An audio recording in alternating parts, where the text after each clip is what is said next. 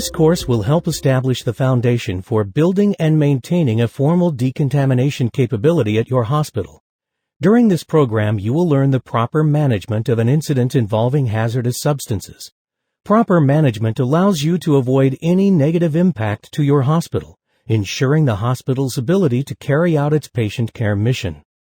An incident involving the release of hazardous materials is one of the most common events hospitals and communities face based upon their hazard vulnerability analysis. If the release is associated with injuries or contamination, the victims often receive their initial evaluation and treatment from the closest hospital, regardless of the institution's level of preparedness. A hazardous materials incident challenges the hospital's state of readiness and places the facility and staff at risk of exposure and secondary contamination.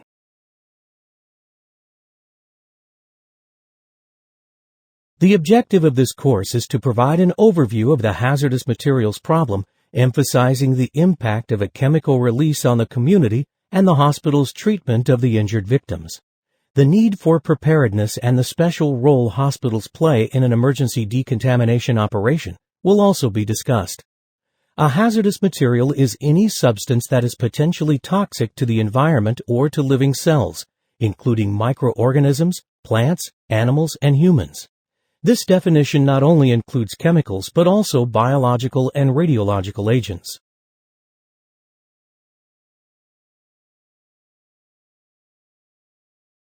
For most hospitals, HazMat incidents are infrequent, but their occurrence typically causes a major disruption of services. Lack of pre-planning, insufficient training, and equipment unfamiliarity only work to compound the situation. Staff designated to respond are often not enthused about stopping what they are doing, dressing in protective gear, and putting themselves in harm's way. As a result, corners are cut, proper protection is not used, anxieties are provoked, and risks are incurred. Such a haphazard approach is unacceptable.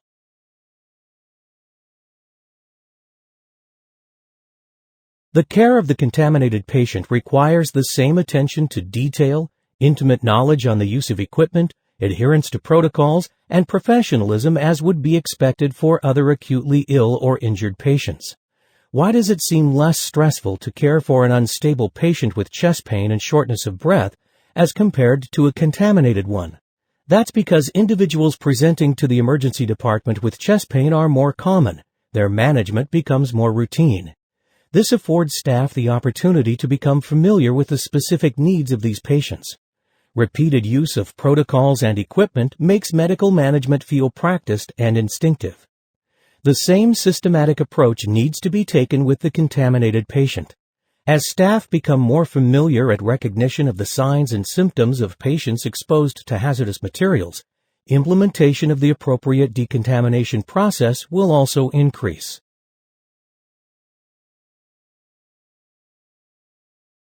We live in a time where many of life's conveniences are derived from advances in manufacturing and technology. These advances in most circumstances are dependent upon the use of an immense number of chemicals used either singularly or in various complex combinations.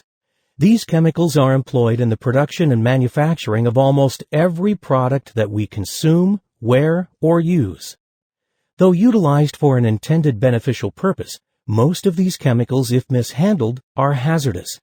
In the United States, the chemical industry is one of the country's largest manufacturing sectors and accounts for 15% of its global shipments. The industry's more than 10,000 firms produce more than 70,000 products and employ directly and indirectly nearly 3.5 million workers. Hazardous materials move throughout the world by ship, rail, truck, and pipeline. In the U.S. alone, 1.7 million railway shipments of hazardous materials occur yearly. Worldwide, the annual waste production from manufacturing exceeds 1 billion tons. Currently, much of the U.S. population lives close enough to a chemical facility that would put them at personal risk if a deliberate or accidental release would occur.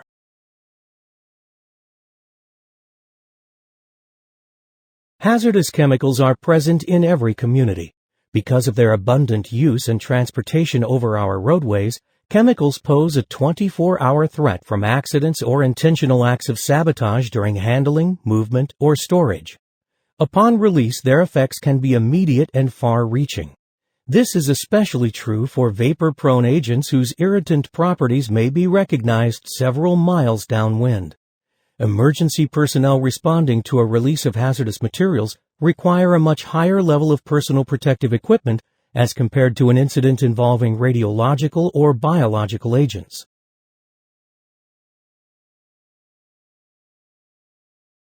There are a number of causes of hazardous materials incidents, the most common being human error. Equipment failures and container flaws are also contributing factors. Because these chemicals are so plentiful, storage facilities and transportation vehicles may become soft targets for criminal and terrorist attacks.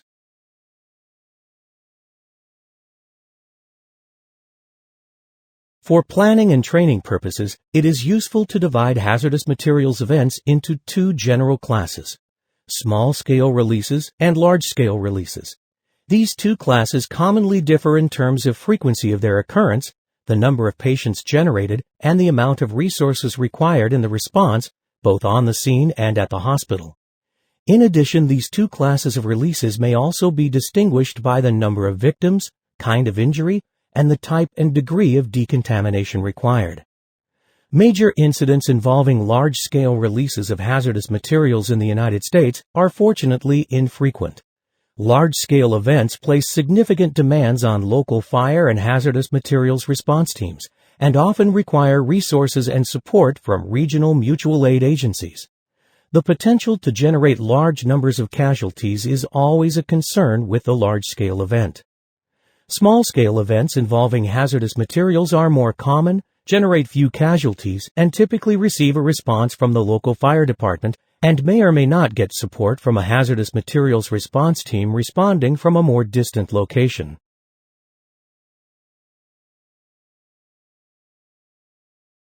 Small-scale events could be caused by emergency spillages or releases, or may be the result of hazardous materials encountered at fires, traffic accidents, and other emergency incidents. Law enforcement may find unknown chemicals leaking or in open containers at illicit labs. Even police use of pepper spray to restrain a combative subject can result in the need for decontamination activities for one or two people. These types of releases also occur at fixed facilities, such as manufacturing plants, warehouses, and retail stores, where smaller volume containers of agents are stored or used.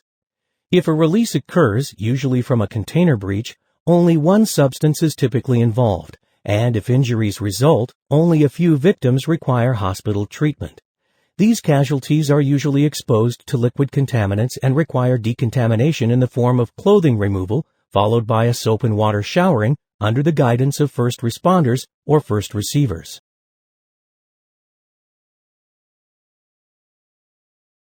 The victims of these small-scale releases typically arrive at the hospital by private means without first seeking pre-hospital care. Most often, the hospital initially becomes aware of the chemical incident when the first contaminated victim arrives. Not only is the contaminated person now a patient, but the individual bringing them to the hospital may also require some form of decontamination as well as a medical evaluation.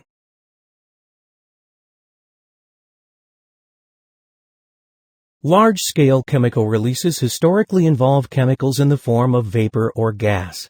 If injuries from exposure occur, few people will experience significant toxic effects unless the release occurs in an enclosed space. The vast majority will only receive mild exposures, and any symptoms typically dissipate once they are evacuated from the scene and their clothing has been removed. In these circumstances, this type of self-care may be sufficient decontamination for most of these individuals. Individuals who become symptomatic from large-scale chemical releases rarely wait at the scene for the arrival of fire and EMS. Most will flee the scene in order to seek help at the nearest source of medical care. Victims may arrive at local hospitals without warning, without decontamination, and in large numbers, potentially stressing and overwhelming a hospital's limited decontamination resources.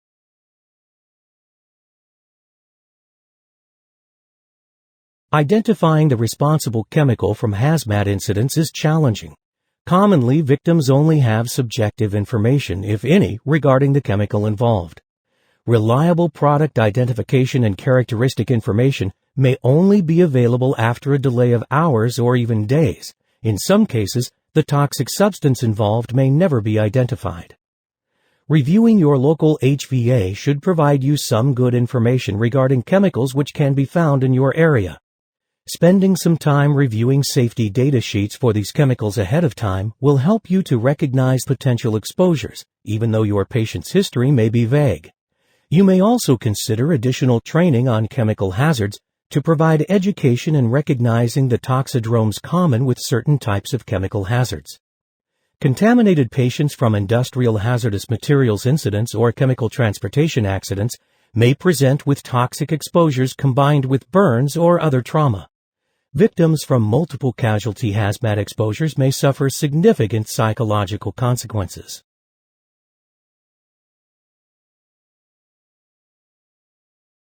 Due to the nature of the incident and the referral patterns of victims, hospitals by default have become key players in the emergency response effort. Their degree of readiness reflects on the community as well as the nation's level of preparedness. There are great expectations concerning the hospital's role in a hazardous materials event. They should have the ability to provide decontamination in a quick and efficient manner regardless of the nature of the incident. Their response must be in regulatory compliance, which focuses on employee safety, hospital care, and incident management. Finally, hospitals must have a well-trained and protected in-house response team capable of responding to and treating exposed and contaminated victims.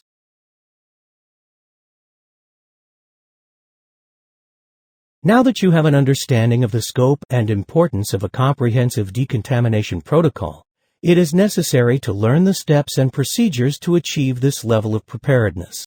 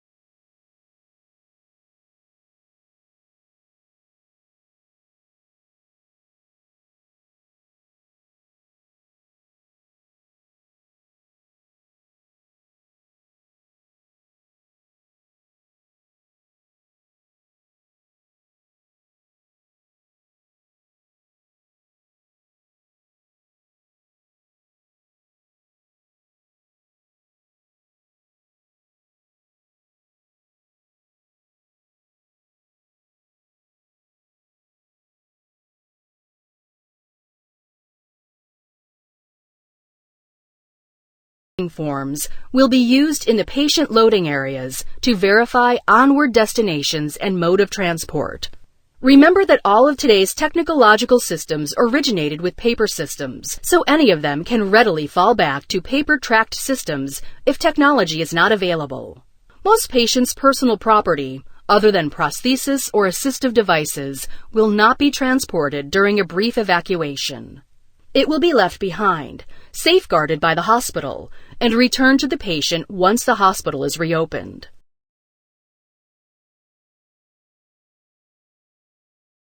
Hospital plans should specify the process to track the arrival of each patient at their predetermined ultimate destination. They should also specify the plan for patient repatriation to the original facility when the hospital returns to operational status. The tracking form used should contain key patient information, such as their medical record number or identifier, indication as to whether or not the original chart was sent with the patient, the time the patient left the facility, and the name of the transporting provider. In addition, the form should include a list of medications sent with the patient, whether or not the family has been notified of the transfer, and their contact information. As conditions evolve during an evacuation, give consideration to relocating several incident facilities. Establish an alternate hospital command center, as well as a public information area and labor pool area at the receiving facility that is closest to the transferring hospital. This will expedite the evacuation, recovery, and repatriation processes by enabling the command and control element to remain operational without interruption.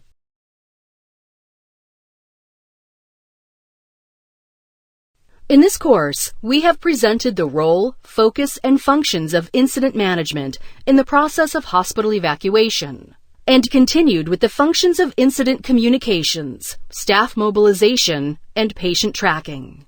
In the final training course, logistical considerations specific to hospital evacuation will be presented.